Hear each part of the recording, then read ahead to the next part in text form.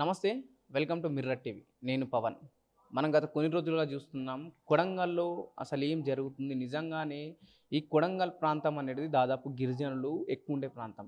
అక్కడి నుంచి సీఎం రేవంత్ రెడ్డి గారు ప్రాతినిధ్యం వహిస్తుండు. అక్కడనే ఇలాంటి గొడవలు జరగడం, పోలీసులు అర్ధరాత్రులు అక్కడున్న వాళ్ళపైన దాడులు చేసి మరి తీసుకెళ్లడం ఎటు సూచిస్తుంది? సందేశం ఎటిస్తుంది? నిజంగానే రాష్ట్రంలో మా నియోజకవర్గంలో ఇలా జరిగింది. రాష్ట్రంలో ఎక్కడైతే జరిగినా ఏం కాదు. నేను పట్టించుకోననే కోణంలో ఆలోచిస్తున్నా. మనం మాట్లాడే ప్రయత్నం చేద్దాం. మనతో పాటు ఆసిఫాబాద్ ఎమ్మెల్యే కోవా లక్ష్మక్క గారు ఉన్నారు. అక్క ఏంటి రాష్ట్రంలో జరుగుతున్న పరిస్థితిని ఎలా చూడొచ్చు?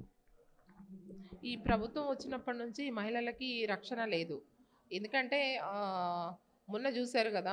ఇంతకుముందు ఒక 2 నెలల కిందనే మా జైనూర్ మండల్లో ఆహ్, మా మిశ్రమ్ నీలాబాయి మీద జరిగింది. అది కానే లేదు. ఇప్పుడు కొడంగల్ నియోజకవర్గంలో మరి నియోజకవర్గంలో ఎవరు మన రేవంత్ రెడ్డి గారు సీఎంగా ఉన్నారు. అక్కడ ఫార్మా కంపెనీ పెట్టుకోవడానికి సరే రైతులతోని ఆహ్, మరి వాళ్ళు అవగాహన సదస్సులు గానీ, లేకపోతే వాళ్ళతోని మాట్లాడడం గానీ, వాళ్ళు ఫార్మా కంపెనీ పెడతామని దాదాపు 7, 8 నెలల నుంచి వాళ్ళతోని మాట్లాడిన సందర్భాలు లేవు. వాళ్ళతోని కమిట్మెంట్ అయిన సందర్భాలు లేదు. కొంతమంది అధికారులు పోయి వాళ్ళని చాలా ఇబ్బంది పెడుతున్నారట. మీరు సంతకాలు పెట్టాలి బలవంతంగా ఆహ్, అని మాట్లాడుతూ ఉంటే వీళ్ళు 2, 3 సార్లు ఆర్డీఓ గానీ, ఎంఆర్ఓ గానీ, తర్వాత జేసీ గారు గానీ, కలెక్టర్ గారు గానీ వాళ్ళతోని మాట్లాడితే కూడా వాళ్ళు చెప్పారట. కలెక్టర్ ఆఫీస్‌లో కూడా వెళ్ళారట వాళ్ళు. వెళ్ళి మేము ఫార్మా కంపెనీకి మేము ఇవ్వము. ఇక్కడ మేము ఫార్మా కంపెనీ ఇస్తే మేము అందరూ కూడా రైతులము. ట్రైబల్స్ కాబట్టి మేమెక్కడో పోయి ఇప్పుడు భూమి కొనలేము. మళ్ళీ ఇల్లు కట్టలేము. కాబట్టి మేము ఎక్కడికి వెళ్ళం మేము. మేము గిరిజనులు కాబట్టి మేము మన ట్రైబల్స్ కాబట్టి మేము ఆహ్, ఇక్కడే ఉంటాం మేము. ఇక్కడే ఉంటాం మేము. ఎట్టి పరిస్థితుల్లో కూడా మేము భూములు ఇవ్వమనేసి వాళ్ళు పదే పదే చెప్పంగా కూడా మరి మొన్న కలెక్టర్ గారు అక్కడికి వెళ్ళడం జరిగింది. వెళ్ళిన తర్వాత కూడా కొంత వాళ్ళు మాట్లాడిన తర్వాత వెళ్తే బావుంటుండే గదా! ఇప్పుడు వాళ్ళు గూడా ఆవేశానికి ఉంటారు. ఎవరైనా గూడా భూమి పోతుంది అంటే, ఇల్లు పోతుందంటే, మళ్ళీ ఇల్లు కట్టుకోలేరు. వాళ్ళు మళ్ళీ భూములు కొనలేరు కాబట్టి, సరే ఆవేశంతోని ఆ విధంగా జరగద్దు. కాకపోతే సరే అది దురదృష్టకరం. కొంతమంది ఆవేశపరులుంటారు. కాబట్టి అట్లా జరిగుంటది. కానీ అది తప్పే.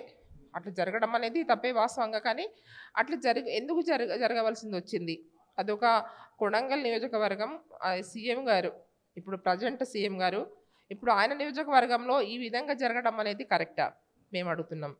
ట్రైబల్స్ వాళ్ళ భూములు తీసుకోవడము, లాక్కోవడము, బలవంతంగా చేయడము, మేము ఇయ్యమంటే కూడా ఫార్మా కంపెనీ పెడతామనడం అనేది కరెక్ట్ కాదు. ఎందుకంటే ఈరోజు ఆయనకు ఓట్లేసి గెలిపించారు.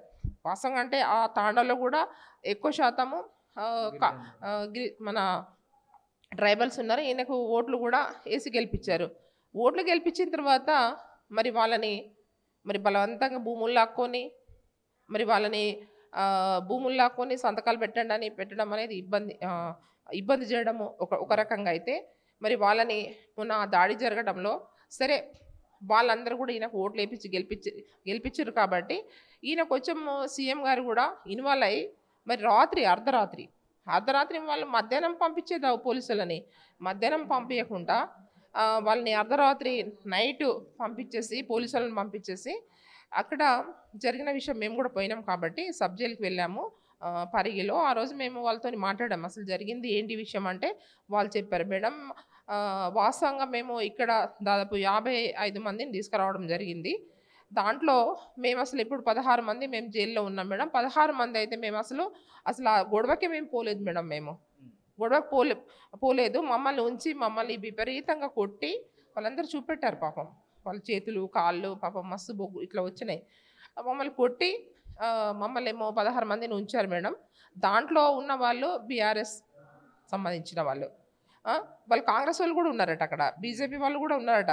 కానీ వాళ్ళు ఎవరిని కూడా తీసుకురాకుండా ఒక ఓన్లీ బీఆర్ఎస్ ఎవరు అనేది వాళ్ళని అసలు ఆ గొడవకి సంబంధం లేని వాళ్ళని లోపల పెట్టి కొట్టి జైల్లో ఉంచారు. అంటే ఇవి డైవర్షన్ పాలిటిక్స్ అనుకోవచ్చా ప్రస్తుతం కాంగ్రెస్ పార్టీ చేస్తుంది? ఎందుకంటే ఈ రైతుల ఇష్యూని పక్కన పెట్టేసి కేవలం పార్టీ పైన చూద్దామని ఒక ఆలోచన విధానాన్ని కొనసాగిస్తుంది అనుకోవచ్చా పార్టీ?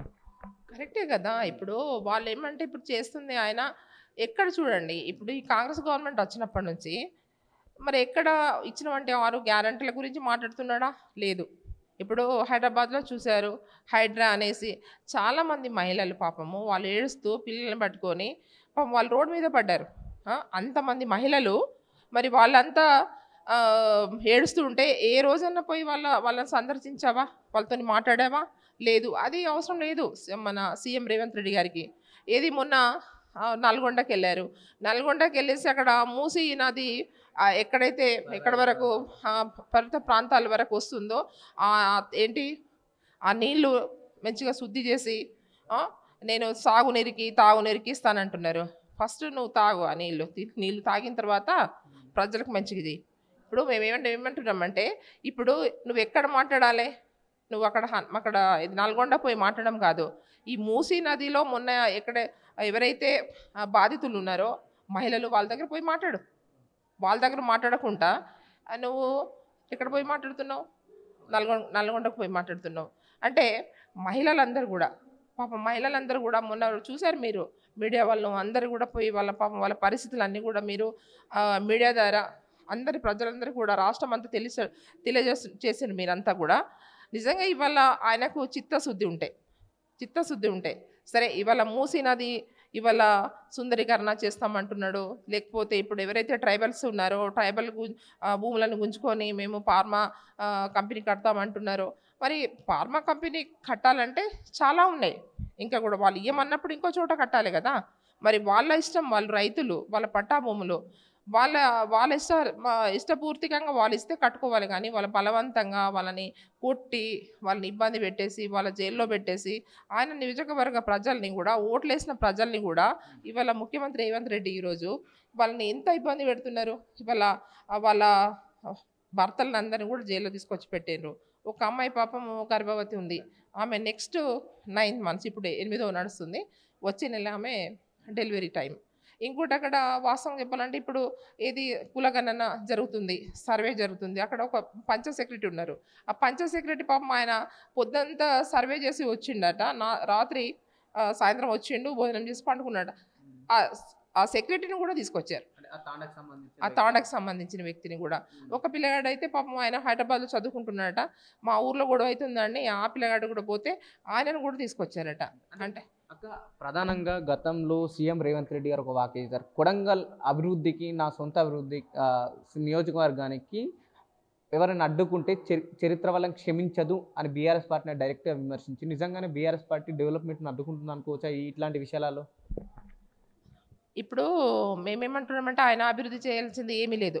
ఆ రోజు కేసీఆర్ గారు అభివృద్ధి చేశారు.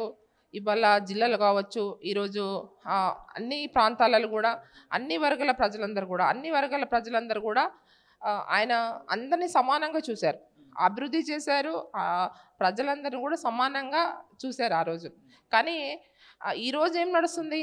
ఈరోజు ఈయనకు అన్ని వర్గాల ప్రజల అవసరం లేదు. ఈయనకు అభివృద్ధి చేయాలని లేదు. ఎందుకంటే ఇవాళ 6 గ్యారంటీలో ఒక్క గ్యారంటీ అని చేశారా? ఒక్క గ్యారంటీ చెప్పమనండి ప్రజలు. పక్క రాష్ట్రంలో మహారాష్ట్ర ఎన్నికల ప్రచారంలో చెప్తుండో ప్రెస్ మీట్ పెట్టి తెలంగాణలో పూర్తిగా 6 గ్యారెంటీలు అమలైనవి, రైతులు సంతోషంగా ఉన్నారు, అందరికీ 2 లక్షల రుణమాఫీ అయిందని చెప్పేసి అఫీషియల్ పేజెస్లలో పోస్టులు ఉన్నాయి. దీన్ని ఎలా చూడొచ్చు? ఎలా చూడట్టు అంటే ఇక్కడ 6 గ్యారంటీలు పెట్టిండు, కానీ ఒక గ్యారంటీ అన్న అమలు చేసిండా? ఏ గ్యారంటీ అమలు లేదు. ఇప్పుడు మహారాష్ట్ర పోయి నేను 6 గ్యారంటీలు పెట్టానని చెప్తున్నాడు. ఇప్పుడు మహారాష్ట్రలో కూడా వాళ్ళు ఎవరికి ఓటేయాలో వాళ్ళకు ఓటేస్తారు ఈయన ఎంత చెప్పినా. ఎందుకంటే రేవంత్ రెడ్డి ఇవాళ 6 గ్యారంటీలు పెట్టిండ్రు, కానీ ఒక హామీ కూడా చేయలేదు అనేసి అందరికీ తెలుసు. మహారాష్ట్ర వాళ్ళకు తెలుసు, ఇటు తెలంగాణ వాళ్ళకు తెలుసు. కాబట్టి ఈరోజు ఆయన మాటలు చెప్పిన ఆయన కూడా ఇవాళ రైతులైతే ఎవరు నమ్మట్లేదు, ఇవాళ ప్రజలందరూ కూడా నమ్మట్లేదు. ఈరోజు ఎక్కడ వేసిన గొంగడి అక్కడే ఉన్నది. ఈరోజు గ్రామాల పరిస్థితి బాగాలేదు, ఇవాళ పట్టణాల పరిస్థితి బాగాలేదు. నిజంగా అసలు ఎప్పుడు కూడా ఇన్ని చూసాం మేము. దాదాపు నేను 35 సంవత్సరాల నుంచి నేను కంటిన్యూగా నేను రాజకీయాల్లో ఉన్నాము, కానీ ఎప్పుడు కూడా ఇటువంటి సీఎంని మాత్రం మేము ఫస్ట్ టైం చూడడం. అంటే ప్రధానంగా ఈ లగిసెల్లో జరిగిన దాడిలో ఎక్కువ శాతం ఈ గిరిజనుల పైన దాడులు జరిగినాయి.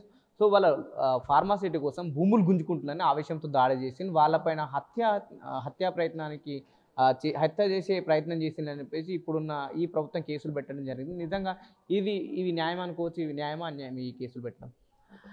ఇప్పుడు వాళ్ళు వాస్తవంగా చెప్పాలంటే రైతులు ఎలాంటి తప్పు చేయలేదు నాకు తెలిసిన మట్టుకు. ఎందుకంటే వాళ్ళు పదే పదే కలెక్టర్ గారిని, ఆర్డీఓ గారిని, జేసీ గారిని, ఎంఆర్ఓ గారిని పోయి మేము ఇక్కడ ఫార్మా కంపెనీకి మేము భూములు ఇయ్యము అనేసి వాళ్ళు చెప్పంగా కూడా మరి కలెక్టర్ గారు సడన్‌గా మరి ప్రభుత్వ పరంగా పోయి మీరు మన సంతకాలు పెట్టండి మీరు అనేసి రైతుల దగ్గర పోయినప్పుడు కొంతమంది ఆవేశం రావచ్చు. ఆ ఆవేశం వచ్చినప్పుడు ఏం చేస్తారు రైతులు? పాపం వాళ్ళందరూ కూడా మేము ఎక్కడికి పోతాము అనేసి మా భూములు మా ఇష్టం అనేసి కొంతమంది ఆవేశపరులు ఉంటారు. అందరు అలా ఉండరు. కొంత పరంగా వచ్చిన సందర్భంలో వాళ్ళు కొంతమంది మాత్రమే ఎవరిని అంటే అక్కడ చిన్న చిన్న అధికారులు మాత్రం పాపం కొట్టేటప్పుడు కూడా అక్కడ ఉన్న రైతులే కదా వాళ్ళని కూడా కాపాడారు. వద్దు కొట్టకండి కొట్టకండి అని కొంతమంది కొట్టడానికి కొడతా ఉంటే కూడా వాళ్ళని కాపాడి తర్వాత వెహికల్స్ల దగ్గర పోయినారు, కూర్చొని వెళ్ళిపోయారు. అక్కడ ఉన్న కలెక్టర్ గారు కూడా మరి ఆయనకైతే ఎవరు కూడా కొట్టలేదు. కలెక్టర్ గారే చెప్పారు నాకు ఎవరు కొట్టలేదు, నా మీద దాడి జరగలేదని చెప్పారు. అంటే ప్రధానంగా కాంగ్రెస్ పార్టీ ఆరోపణ ఏం చేస్తుందంటే ఆ దాడిలో బీఆర్ఎస్ వస్తాం ఉంది, బీఆర్ఎస్ వాళ్ళే కుట్ర చేసి ఇలాంటి దాడులకు పాల్పడుతుందని చెప్పేసి అధికార పక్షం విమర్శిస్తుంది. ఎలా చూడొచ్చు? ఇప్పుడు వాళ్ళ పని ఏముంటుంది? ఎక్కడ కూడా ఈరోజు చూస్తున్నారు కదా 6 గ్యారంటీలు చేసిన దాఖలాలు ఎక్కడ కూడా లేవు. ఇవాళ మహారాష్ట్ర పోయి అదే చెప్తున్నాడు, ఇక్కడ తెలంగాణలో కూడా అదే అందరు చూస్తున్నారు. ఇప్పుడు ఆయన ఏమంటే ఇప్పుడు బీఆర్ఎస్ వాళ్ళే ఇవాళ దాడులకి కారణము. అక్కడ నరేందర్ రెడ్డి గారు మాజీ ఎమ్మెల్యే గారు దీనికి కారణం అని చెప్తారు. లేకుంటే మా కేటీఆర్ సార్ని మరి దీంట్లో ఇన్వాల్వ్ చేసేసి ఆయననే కారణం అని చెప్తాడు. ఇవాళ ఎవరికి ఆవేశం ఉందండి? ఇవాళ అక్కడ నరేందర్ రెడ్డి గారు ఇవాళ మాజీ ఎమ్మెల్యేగా ఒక బాధ్యతగా వాళ్ళ రైతులు పోయి కలిస్తే మరి ఇక్కడ మేము చేయొద్దని చెప్తున్నాం, మీరు కూడా ఒక ప్రతిపక్షంలో ఉన్నారనేసి అక్కడ రైతులు కలిసిన సందర్భం ఉండొచ్చు ఎవరికైనా. ఇప్పుడు అక్కడ డీకే అరుణ గారు ఎంపీగా ఉన్నారు, ఆమెను కూడా కలిసిన సందర్భాలు ఉన్నాయి రైతులకి. ఇప్పుడు డీకే అరుణ గారి దగ్గర పోయి కలిశారు, ఆమె కూడా సరే మేము కూడా సపోర్ట్గా ఉంటాము, ఇట్లాంటివి జరగద్దు ఖచ్చితంగా ఇక్కడ ఫార్మా కంపెనీ మేము కూడా ఆపుతామని చెప్పారు. ఆ విధంగానే ఈరోజు అక్కడ ఉన్నవంటి మన ఎవరైతే నరేందర్ రెడ్డి గారు ఆయన మాజీ ఎమ్మెల్యేగా ఆయన ఒక బాధ్యతగా మా బీఆర్ఎస్ పార్టీ తరఫున మేము కూడా సపోర్ట్ ఉంటామని చెప్పడం జరిగింది తప్ప. కానీ అక్కడ దాడులు చేయండి అని ఎందుకు చెప్తారు? అది తప్పు కదా. అక్క ఫైనల్గా కొడంగల్ ఎమ్మెల్యే గురించి ఒక్క మాటలు చెప్పాలంటే ఏం చెప్తారు? కొడంగల్ ఎమ్మెల్యే రాష్ట్ర సీఎం కాదు, కొడంగల్ ఎమ్మెల్యేగా ఆయన ఉన్నారు స్థానికంగా. ఈరోజు చాలా మహిళలందరూ కూడా బాధపడుతున్నారు వాస్తవంగా. కొడంగల్ ఎమ్మెల్యే ప్రస్తుతం రేవంత్ రెడ్డి గారా లేకుంటే వాళ్ళ అన్నయ్యనా? వాళ్ళ అన్నయ్య వాళ్ళందరూ అదే చెప్తున్నారు. వాళ్ళ అన్నయ్యకు ఇప్పుడు కలెక్టర్ గారు అక్కడికి పోయారు, అక్కడ స్పాట్ మీద పోతే ఆయనకు ఒకటే గన్మెన్ కలెక్టర్ గారికి. మరి ఈయనకు ఒక వార్డ్ మెంబర్ కాదు, ఒక సర్పంచ్ కాదు, తర్వాత ఒక ప్రజెంట్ ఎమ్మెల్యే కాదు. ఈయనకి మరి పోలీస్ డిపార్ట్మెంట్ ఎట్లా పోతారండి? గన్మెన్ ఎట్లా పోతారండి? అంటే చట్టం ఎక్కడ ఉందండి చెప్పండి. నేను ఇవాళ ఆసిఫాబాద్ ఎమ్మెల్యే నేనండి, మాది మారుమూల ప్రాంతం మొత్తం కూడా. ఏ రోజు అక్కడ ఏం జరుగుతుందని కూడా మాకు తెలియదు. ఒక మహిళగా నేను ఈరోజు మాకు ఎస్కాట్ బంద్, మా బీఆర్ఎస్ పార్టీ ఎమ్మెల్యేలకు ఎస్కాట్ బంద్. అంటే ఈరోజు వాళ్ళ ప్రత్యేకంగా ఏమంటే వాళ్ళకి ఈ చట్టాలు గిట్టాలు ఏం అవసరం లేదు, వాళ్ళకి అధికారం ఉంది, నాకు అధికారం ఉంది, నన్ను ఎవరు ఏం చేయరు అని రేవంత్ రెడ్డి గారు చేస్తున్నారు. వాళ్ళ కుటుంబానికి, వాళ్ళ భార్యకి, అందరికీ పోలీస్ డిపార్ట్మెంట్ మొత్తం కూడా పూర్తిగా వాళ్ళకు ఎటుపోయినా కూడా ఎస్కాట్ కల్పిస్తున్నారు. అది ఎంతవరకు కరెక్టు? మేము అడుగుతున్నాం. ఎందుకంటే ఈరోజు కేటీఆర్ సార్ మీద కానీ అక్కడ నరేందర్ గారు వీళ్ళు ఉసిగొల్పేసి వాళ్ళని రెచ్చగొడుతున్నారంటే అటువంటిది ఏమీ లేదు. ఈరోజు మహిళలందరూ కూడా పాపం వాళ్ళు జైల్లో పోయిన వాళ్ళు కానీ వాళ్ళని అక్కడ ఉన్న తాండాల్లో ఉన్న వాళ్ళందరూ కూడా వాళ్ళు ఏం చెప్తున్నారంటే ఇవాళ మా ఆవేశంగా కొంతమంది ఆవేశ పరులు చేసినది కానీ మాకు ఆ విధంగా చేయమని ఎవరు చెప్తారు చెప్పండి? ఎవరు చెప్పారు? కానీ కావాల్సింది వాళ్ళకి ఏంది? ఇక్కడ కేటీఆర్ సార్ని బదనం చేయడము, లేకపోతే అక్కడ నరేందర్ గారిని బదనం చేయడము, బీఆర్ఎస్ పార్టీని బదనం చేయడం తప్ప. కానీ పొద్దున లేస్తే మీరు చూడండి ఆయన ఎక్కడ ఏ కార్యక్రమం చేసినా కూడా కేటీఆర్ సార్ని కానీ కేసీఆర్ సార్ని కానీ తిట్టకుండా ఉండడు ఎక్కడ పోయినా కూడా. అంటే ఆయనకు అభివృద్ధి చేయాలని ఏమీ లేదు.